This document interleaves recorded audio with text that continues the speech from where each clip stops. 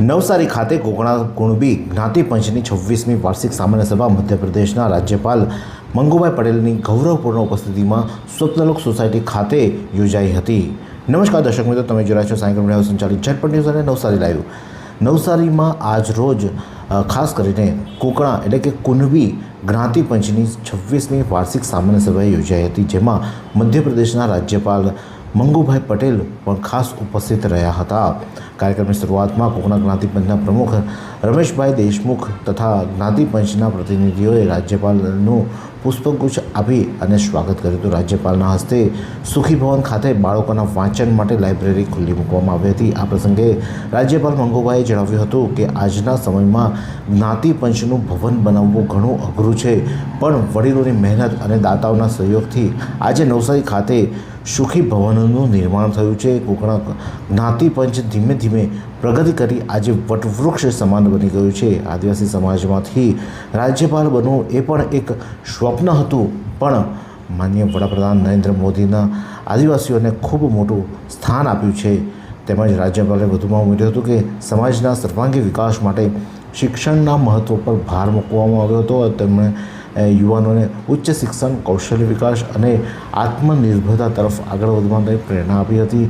સાથે જ સમાજના એકતા, સાંસ્કૃતિકતા જતન અને સામાજિક મૂલ્યોનું સંવર્ધન માટે સૌને સંયુક્ત પ્રયાસો કરવા માટે અનુરોધ કર્યો હતો।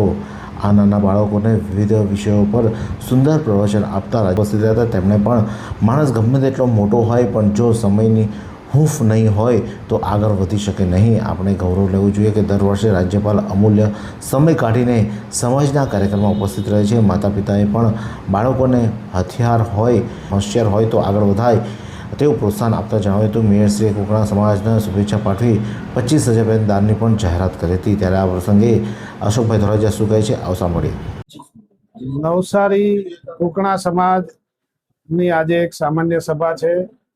નવસારીના પનોતા પુત્ર, નવસારીમાંથી ચૂંટાઈને જતા ગુજરાત સરકારના પૂર્વ કેબિનેટ મંત્રીને હાલ મધ્યપ્રદેશના મહામહિમ રાજ્યપાલ શ્રી મંગુભાઈ પટેલના સમાજની આ વાડીમાં આજે આવવાનો અવસર મળ્યો। એ સમાજના આજના દિવસભરના કાર્યક્રમો, જેમાં કે જે બાળકો છે એમને શિક્ષણમાં આગળ આવતા એમને ઇનામ વિતરણ થશે। સમાજમાં જે સારી પ્રવૃત્તિ કરતા હોય એમને પ્રોત્સાહન આપવાનું અને વિવિધ સાંસ્કૃતિક કાર્યક્રમમાં માન્ય શ્રી મંગુભાઈ પટેલ સાહેબ જ્યારથી આ સમાજની રચના થઈ ત્યારથી ગમે ત્યાં હોય, પરંતુ એન્યુઅલ મિટિંગમાં એ જરૂર હાજર રહે છે। એમાંથી પ્રેરણા લેવા જેવી બાબત છે કે બીજું બધું પછી સમાજ પહેલા હોય છે ને એના ભાગરૂપે આજે સાહેબે મને આમંત્રણ આપ્યું, મારું બહુમાન કર્યું, એ બદલ હું કોકણા સમાજનો આભાર વ્યક્ત કરું છું। આ પ્રસંગે સમાજના આગેવાનો દ્વારા કોકણા સમાજના વિકાસલક્ષી કાર્યોને, ભવિષ્યની યોજનાઓ તથા વિવિધ સામાજિક પ્રવૃત્તિઓ અંગે માહિતી રજૂઆત કરવામાં આવી હતી। કાર્યક્રમ દરમિયાન સમાજના નર્સરીના ભૂલકાઓ સહિત ઉચ્ચ અભ્યાસ કરતા વિદ્યાર્થીઓને રાજ્યપાલના તથા મહાનુભાવોના હસ્તે પ્રોત્સાહિત કરી ઇનામ વિતરણ કરવામાં આવ્યું હતું।